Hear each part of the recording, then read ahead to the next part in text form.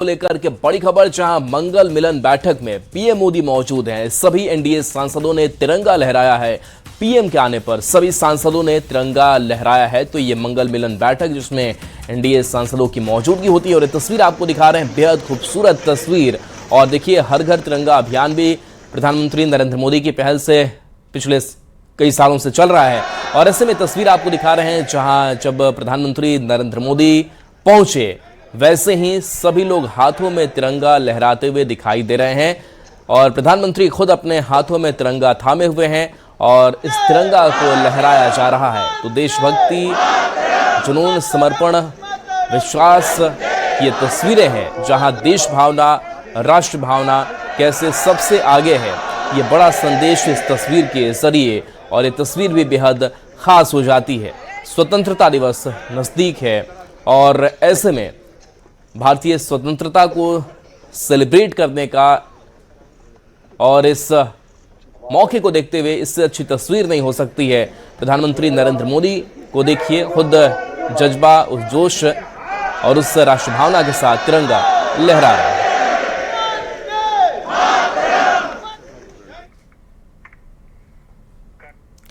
खबर पटना से है, जहां हर महीने के दूसरे मंगलवार को मुख्यमंत्री सम्राट चौधरी के जनता दरबार का आयोजन होता है। आज भी बड़ी संख्या में फरियादी अपनी समस्याएं लेकर मुख्यमंत्री के सहयोग कार्यक्रम में पहुंचेंगे। इस कार्यक्रम में वैसे लोगों को बुलाया जाता है जिनकी शिकायतों या समस्याओं का समाधान 30 दिनों के भीतर नहीं हो पाता है। मुख्यमंत्री फरियादियों की समस्याएं सुनते हैं और संबंधित अधिकारियों को जल्द समाधान के निर्देश भी देते हैं। बिहार में लोगों की समस्या के समाधान के लिए सरकार के द्वारा सहयोग शिविर लगाया जाता है और उन सहयोग शिविरों में यदि आपकी समस्या का समाधान नहीं हुआ तो अब हर महीने के दूसरे मंगलवार को मुख्यमंत्री सम्राट चौधरी सहयोग कार्यक्रम करते हैं, या कह लें कि जनता दरबार करते हैं, जिसमें 30 दिनों में जिनकी समस्या का समाधान नहीं होता है उन्हें यहाँ पर बुलाया जाता है और यहाँ पर मुख्यमंत्री के द्वारा सीधा संवाद किया जाता है। और देखिए, यहाँ पर बड़ी संख्या में जो लोग हैं वो फरियादी यहाँ पर पहुँचे हैं। कुछ लोग जिन्हें सरकार के द्वारा बुलाया गया है वो अंदर जा चुके हैं और अपनी बारी का इंतजार कर रहे हैं। दूसरी ओर बाहर में बड़ी संख्या में वैसे लोग खड़े हैं जिनका आवेदन यहाँ पर अभी एक्सेप्ट नहीं किया गया है या फिर सरकार के द्वारा उन्हें यहाँ पर नहीं बुलाया गया है। उसके बावजूद बड़ी संख्या में लोग इस उम्मीद में पहुंचे हैं कि उनकी भी समस्या का समाधान होगा। अलग अलग जिलों से यहाँ पर लोग पहुंचे हैं और चूंकि लोगों की कई तरीके की समस्या होती है और सबसे अधिक जो समस्या है वो राजस्व एवं भूमि सुधार विभाग से जुड़ी समस्याएं होती हैं या फिर अपराध से जुड़ी समस्याएं होती हैं। तो ऐसे में जिन लोगों के समस्या का समाधान नहीं हो पाता है सहयोग शिविरों में, वो अब हर महीने के दूसरे मंगलवार को मुख्यमंत्री से संवाद कर सकते हैं, मुख्यमंत्री से अपनी बातचीत कर सकते हैं और उसके बाद उनकी समस्या का समाधान करने की कोशिश सरकार के द्वारा यहाँ पर की जाती है। और हर महीने के दूसरे मंगलवार को मुख्यमंत्री सहयोग कार्यक्रम के तहत आज दूसरा मंगलवार है महीने का, जिस दिन मुख्यमंत्री सम्राट चौधरी ने यह कार्यक्रम का आयोजन किया है। कैमरा पर्सन सुबोध के साथ शैलेंद्र, न्यूज़ 18 पटना। झारखंड में छात्रों के आंदोलन का आज 18वां दिन है। अब तक छात्र और सरकार किसी भी ठोस नतीजे पर नहीं पहुंचे हैं। कल जिस तरह से पुलिस ने प्रदर्शनकारी छात्रों पर लाठीचार्ज किया, उससे नाराज छात्रों ने साफ कह दिया कि अब वे सिर्फ मुख्यमंत्री से ही बात करेंगे। झारखंड की घटना को लेकर बिहार के मुख्यमंत्री सम्राट चौधरी ने दुख जताया है। सीएम सम्राट चौधरी ने सोशल मीडिया एक्स पर पोस्ट किया, जिसमें उन्होंने लिखा है कि झारखंड में नौकरी में धांधली और पेपर लीक के खिलाफ शांतिपूर्ण प्रदर्शन कर रहे छात्रों और युवाओं पर राहुल गांधी और विपक्षी नेताओं के इशारे पर सरकार द्वारा बर्बरतापूर्ण कार्रवाई अत्यंत ही दुर्भाग्यपूर्ण है। इस पूरे मामले पर विपक्षी दलों की चुप्पी उनके तथाकथित छात्र हितैषी होने के दावे की भी पोल खोल दी है। क्या छात्रों के समर्थन का फैसला भी अब राजनीतिक सुविधा और स्वार्थ के हिसाब से तय किया जाएगा? इधर राहुल गांधी ने रांची में छात्रों पर लाठीचार्ज को लेकर अपनी ही सरकार को कटघरे में खड़ा कर दिया है। राहुल गांधी ने सोशल मीडिया एक्स पर पोस्ट में लाठीचार्ज का विरोध किया है और छात्रों पर लाठीचार्ज को गलत बता दिया है। इतना ही नहीं, राहुल गांधी ने लिखा है कि बातचीत से ही समाधान निकल सकता है। झारखंड सरकार को छात्रों की बातें सुननी चाहिए और हर समस्या का तुरंत समाधान करना चाहिए।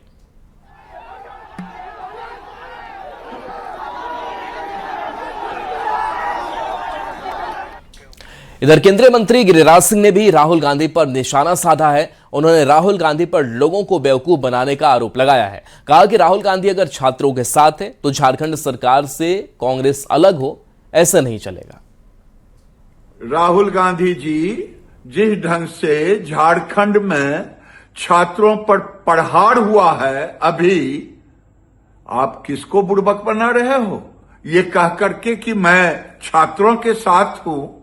अगर छात्रों के साथ हो तो झारखंड मुक्ति मोर्चा सरकार से विड्रॉ कांग्रेस करे, सरकार गिराए, ऐसे नहीं चलेगा। धर्मेंद्र इस्तीफा दो और सरकार झारखंड में बचा रहे। कांग्रेस सांसद राहुल गांधी पर केंद्रीय मंत्री और बीजेपी नेता जेपी नड्डा ने निशाना साधा है। जेपी नड्डा ने कहा कि राहुल गांधी झूठ बोल रहे हैं, वह अराजकता फैलाना चाहते हैं। जेपी नड्डा ने कहा कि राहुल गांधी संसद और देश के नैरेटिव दोनों में रोज अपनी बात बदलते रहते हैं। देखा जाए तो उनका कोई भी इरादा हाउस को न चलने देने का है।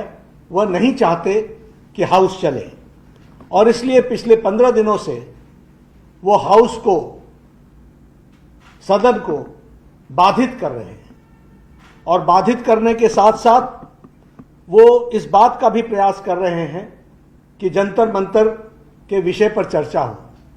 आज जब इस बात पर चर्चा होकर के तय हुआ कि जंतर मंतर के विषय पर चर्चा होगी, तो वह अब लोगों को गुमराह कर रहे हैं और गुमराह देश को कर रहे हैं कि संसद में जंतर मंतर में गोली चली, बल्कि वहां कोई गोली नहीं चली है और गृह मंत्री हर बात का जवाब देने के लिए तैयार हैं।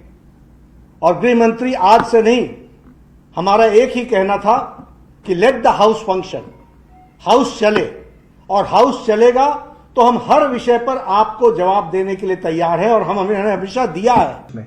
हम ये जानना चाहते हैं कि गोली किसने चलवाई और अगर इन्होंने नहीं चलवाई तो होम मिनिस्ट्री ने किसने चलवाई और कल्पेबिलिटी है या इनकॉम्पिटेंस है, ये हम समझना चाहते हैं। तो ये हमारी पोजीशन शुरुआत से थी। From day one it has been our position is not changed.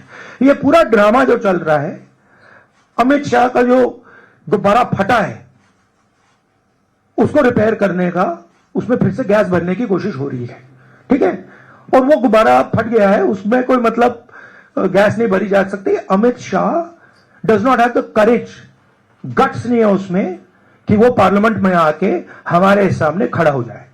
15 साल 15 दिन उन्होंने ये दिखाया है और ना नरेंद्र मोदी जी में गट्स है ना अमित शाह जी में गट्स। दरभंगा एयरपोर्ट को लेकर एयरपोर्ट्स अथॉरिटी ऑफ इंडिया ने एक्स पर पोस्ट किया है। अथॉरिटी का दावा है कि उत्तरी बिहार की हवाई संपर्कता को नई मजबूती देने वाले दरभंगा हवाई अड्डे के नए टर्मिनल भवन का 71.1% कार्य पूरा हो चुका है। 642.43 करोड़ की लागत से 62,800 वर्ग मीटर में निर्माणाधीन इस आधुनिक टर्मिनल की वार्षिक यात्री क्षमता 30 लाख होगी। इसमें 5 एयरोब्रिज, 40 चेक इन काउंटर सहित अत्याधुनिक यात्री सुविधाएं उपलब्ध होंगी। 5 star GRIHA rated green terminal Darbhanga को नई पहचान देने के साथ पर्यटन, व्यापार, रोजगार और क्षेत्रीय विकास को नई गति प्रदान करेगा।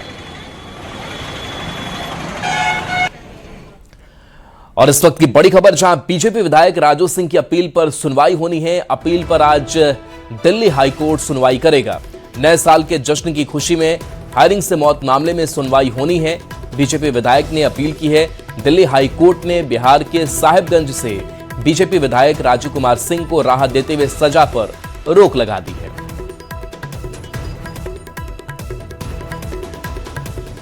तो ये बड़ी खबर, जहां बीजेपी विधायक राजू सिंह की अपील पर सुनवाई आज होनी है। अपील पर दिल्ली हाईकोर्ट आज सुनवाई करेगा। बता दें कि नए साल के जश्न की खुशी में फायरिंग से मौत का यह मामला जुड़ा हुआ है।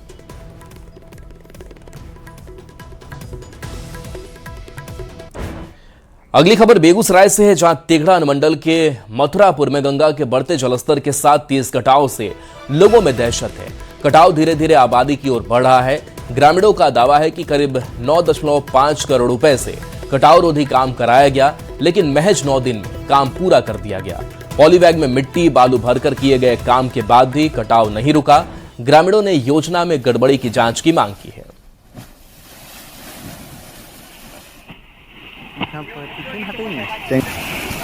तेजी से हो रहा है। जो हम लोगों का भदबारी जो फसल होता है, मकई, जनेर, सुजौन, ये सब हम लोग जो खेती करते हैं पूरा 500-600 बीघा कट के गांव में चला गया है।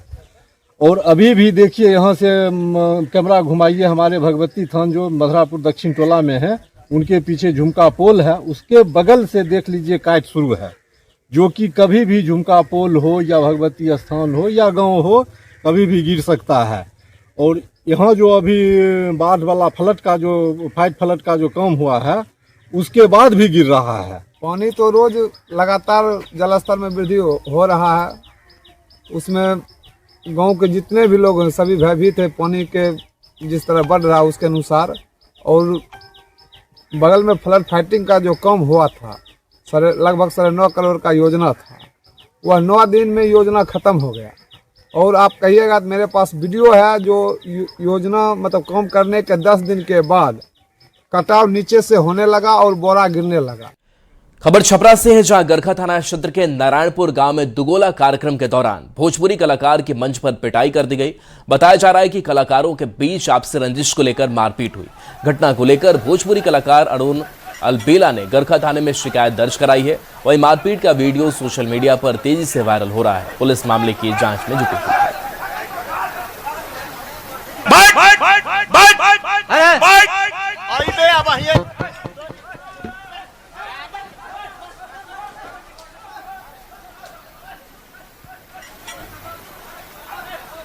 तो तस्वीर आपको दिखा रहे हैं, जहां पर देख ली एक शब्द हम बूढ़ा भैया के माइक में कोई जाति के लगा के गाड़ी नहीं खेदेले, तर्क उहो कैले बारन, तर्क हमू कैले बानी।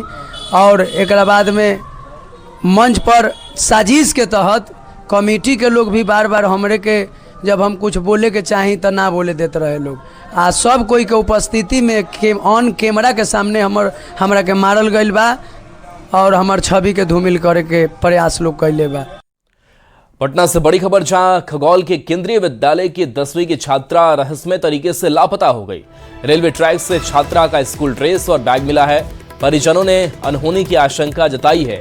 वहीं छात्रा की बरामदगी को लेकर सड़क पर आगजनी कर जोरदार प्रदर्शन भी किया गया। लापता छात्रा का नाम सपना है, जो सोमवार की सुबह 8 बजे स्कूल गई थी, लेकिन स्कूल की छुट्टी के बाद घर नहीं पहुंची। स्पेशल फोटो वाला मैं जाकर फोटो खींचूंगा और वीडियो के। तो तस्वीर आपको दिखा रहे हैं, जहां पर छात्रा के लापता होने के बाद से सड़क पर प्रदर्शन किया गया। यहां पर टायर जलाया गया है और न्याय की मांग की गई है और छात्रा का सुराग जल्द पुलिस लगाए, इस बात की परिवार वाले लगातार मांग कर रहे हैं। फोटो वाला मैं जाकर फोटो खींचूंगा। सर वो सुबह में बच्चे स्कूल गए, गाड़ी से हम लोग पहुंचा दिए। पहुंचाने के बाद स्कूल में पहुंचा के हम लोग चले गए। जब स्कूल से वो निकली तो हम लोग का काफ़ी लेट बुझाया कि नहीं अभी तक बच्चा है। तो हमने स्कूल में पता करने गए तो बोले कि नहीं स्कूल तो छुट्टी हो गया है, बच्चा सब चला गया है। तो हमने देखे कि कहीं कोचिंग में चल गया होगा, हम लोग कोचिंग में भी गए। कोचिंग में जाने के बाद जो है हमने वहाँ भी बच्चा बोला कि नहीं आज उसका क्लास नहीं था। बड़ी खबर खगड़िया से है, जहां मानसी प्रखंड के अमनी पंचायत के हिदायतपुर गांव में सत्यनारायण भगवान की पूजा का प्रसाद खाने से करीब 100 लोगों की तबीयत बिगड़ गई। प्रसाद खाने के करीब 2 घंटे बाद लोगों को पेट दर्द और उल्टी की शिकायत होने लगी। आनन फानन में सभी को एम्बुलेंस से सदर अस्पताल में भर्ती कराया गया। बीमार लोगों में बच्चे और महिलाएं ज्यादा हैं। डॉक्टरों ने फूड पॉइजनिंग की आशंका जताई है। फिलहाल सभी की हालत खतरे से बाहर बताई जा रही है।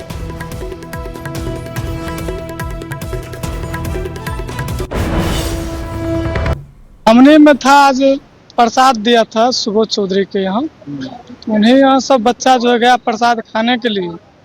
अब क्या है प्रसाद में नहीं, तो जांच होने के बाद ही पता चलेगा प्रसाद में गिरगिट गिरा है कि क्या था नहीं था। उन्हीं में सब बच्चा का भी पेट दर्द उल्टी दस्त हो रहा है और यही मेन अथी है। सारे 150 बच्चा है, 150 प्लस बच्चा है। सभी को अभी और 2 एम्बुलेंस आ ही रहे हैं, बाकी सबका इलाज चल रहा है। प्रसाद खाने के लिए गए थे तो प्रसाद खाए, तो उसके बाद थोड़ा देर के बाद है ना घर में सोए थे। थोड़ा देर के बाद है ना उल्टी आया था, तो उसके बाद पेट में दर्द हो गया, तो उसके बाद होश नहीं है। अचानक से फोन आया कि अमनी के दादोदपुर कोई गांव है, वहाँ पे किन्हीं के घर पे पूजा था, सत्यनारायण का पूजा था। उसमें से प्रसाद ढेर सारा बच्चा पी लिया पीने के बाद बच्चे को वोमिटिंग, पेट दर्द ऐसा मतलब केस आने लगा, तो सारे बच्चे यहाँ पे आए हैं जिसका इलाज कराया जा रहा है अस्पताल में। लगभग 50 के तादाद में बच्चे और जो बूढ़े और जवान भी हैं उसमें से, जिनको अस्पताल लाया गया है, उनका इलाज चल रहा है। अस्पताल में जितने भी पोस्टेड हमारे स्टाफ थे उन कैंपस में उन सब डॉक्टर साहब को बुला लिया गया है, जो भी स्टाफ थे सबको बुला लिया गया है और सबको इलाज कराया जा रहा है। सबको फूड पॉइजनिंग का है लग रहा है, क्योंकि बीपी जो है सबका सडनली गिर रहा है, क्योंकि वोमिटिंग होने के बाद बीपी गिर रहा है। डॉक्टर साहब भी सबको देखे हैं, हम लोग बीपी सबका मेजरमेंट करवा रहे हैं। खबर अब बेगूसराय से है, जहां मिथिलांचल के प्रसिद्ध झमटिया गंगा घाट पर श्रद्धालुओं की सुरक्षा को लेकर सवाल उठ रहे हैं। आरोपी की घाट पर आने वाले श्रद्धालुओं से छिनतई और मारपीट की घटनाएं बढ़ गई हैं। सावन में यहां बिहार के कई जिलों और नेपाल से श्रद्धालु पहुंचते हैं। वायरल तस्वीरों में कांवरियों से मारपीट का मामला सामने आया है। स्थानीय लोगों का आरोप है कि घाट पर जुआ, सट्टा और नशे का कारोबार भी चल रहा है, जिसको लेकर प्रशासन से कार्रवाई की मांग की गई है।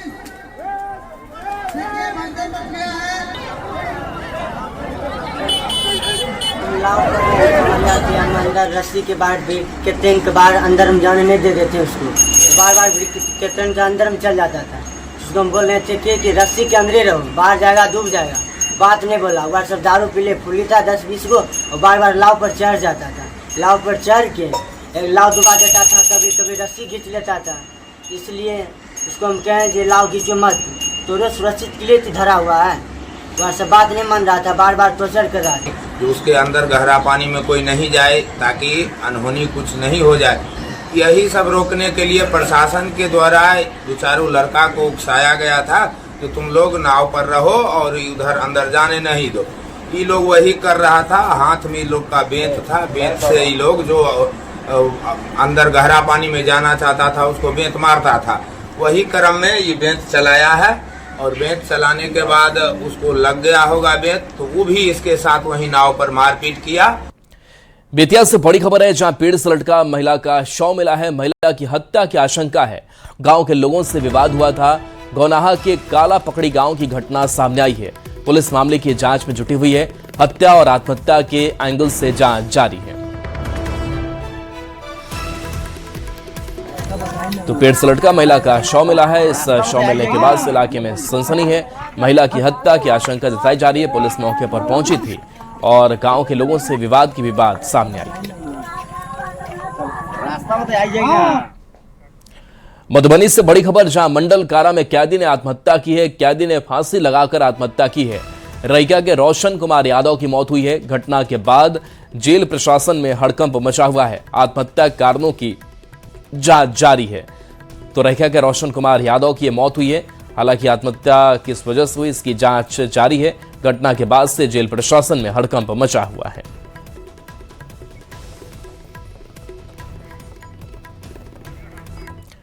खबर कटिहार से है, जहां देश के लिए बेहद अहम चिकननेक इलाके में रेलवे अब टनल बनाने की तैयारी कर रहा है। नेपाल और बांग्लादेश की सीमा से जुड़े इस क्षेत्र की सुरक्षा काफी महत्वपूर्ण मानी जाती है। कटिहार रेल मंडल के डीआरएम ने बताया कि टनल का ब्लूप्रिंट तैयार हो चुका है और जल्द ही काम शुरू किया जाएगा। करीब 34 किलोमीटर चौड़े इस इलाके में टनल बनने से रेलवे का सफर आसान होगा। साथ ही संवेदनशील इलाके में सुरक्षा व्यवस्था भी और मजबूत होगी। दो डिपार्टमेंट होता है, एक कंस्ट्रक्शन विंग होता है, एक मतलब, तो हम लोग को जो भी जानकारी दिया गया है, ये एक जो है सेकेंड नेक जो पार्ट है चतरहाट, डुमडंगी, 3 माइल हाट, उस एरिया में जो है टनल भी बनेगा, मतलब अंडरग्राउंड भी बनना ही पड़ेगा। तो अबाउट 30 किलोमीटर का ट्विन टनल है और उसमें रोड भी रहेगा। ऐसा है, ये अंदर मतलब प्रपोजल जो है डीपीआर सबमिट किया गया है। अगली खबर मुजफ्फरपुर से है, जहां अमर शहीद खुदीराम बोस के शहादत दिवस पर मुजफ्फरपुर केंद्रीय कारा में भावभीनी श्रद्धांजलि सभा आयोजित की गई। सुबह करीब 4:30 पर प्रशासन और पुलिस के अधिकारियों के साथ बंगाल से पहुंचे उनके परिजनों ने शहीद खुदीराम बोस को श्रद्धांजलि दी। सभी ने उस सेल, फांसी स्थल और कारा परिसर में लगी उनकी प्रतिमा पर पुष्प अर्पित किए, जहां उन्होंने अपने जीवन के आखिरी पल बिताए थे। अधिकारियों ने उनके साहस, देशभक्ति और बलिदान को याद करते हुए नमन किया। अमर शहीद खुदीराम बोस साहब का शहादत दिवस था। आप सब लोग जानते हैं कि हमारे वीर सपूतों ने देश की आज़ादी के लिए अपना बलिदान दिया। आप जानते हैं कि बिना इस प्रकार के कृत्य के आज़ादी मिलना बहुत कठिन कार्य था। और ऐसी दशा में हम लोग सब लोग जो है आज गौरवान्वित महसूस कर रहे हैं कि उनके शहीदी दिवस पर यहाँ पर आकर के उनको माल्यार्पण कर रहे हैं, उनका सम्मान कर रहे हैं। और ये हमारे युवाओं को प्रेरणा देता है कि देशभक्ति से बढ़कर कुछ भी कार्य नहीं है। खबर अब मोतिहारी से है, जहां विश्व के सबसे बड़े बौद्ध स्तूप के सामने 17 करोड़ रुपए की लागत से टूरिस्ट फैसिलिटी सेंटर बनाया जा रहा है। केंद्र में बौद्ध धर्म से जुड़ी जानकारी, फोटो और प्रतिमाएं लगाई जाएंगी।